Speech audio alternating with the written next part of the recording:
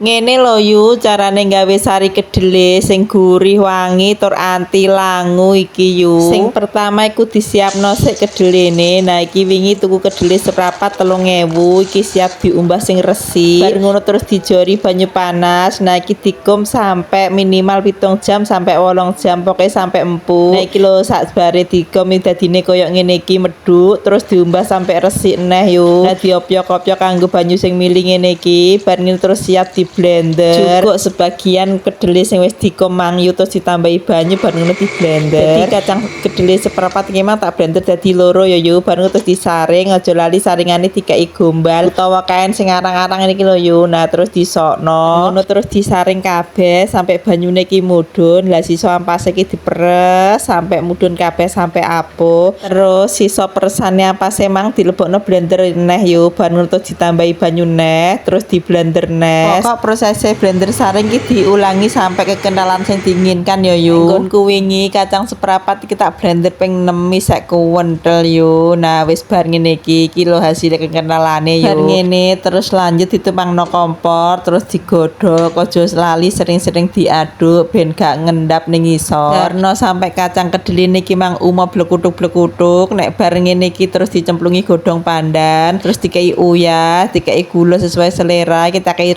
centong wis legi. Nah terus diudek-udek terus neh sampai gulone larut sampai umop neh. Nek wis umop ngene iki jarno sik sampai tuwek ya yu. Bar ngono pateni kompore. Nah nek wis mati kompore ngene enteni sik nganti adem. Nek wis adem siap dipacking. Packing iso gawe plastik es lilin ngene iki utawa iso diadahi botol plastik yo kena. Aku seneng tak packing nih plastik es lilin ngene iki lho yu. Porsine pas kaya nek tumbas ning bakul sayur. Nah iki yo kena dikekne freezer dadi es lilin. Nah iki lho yu hasilnya. Iki wingi kacang kedele seprapat jadi sari kedele sekitar 18 iji plastik ukuran 6 kali 15 ini kilo yu. Cocok kan yu gawe isi kulkas iki gurih tur manis pas.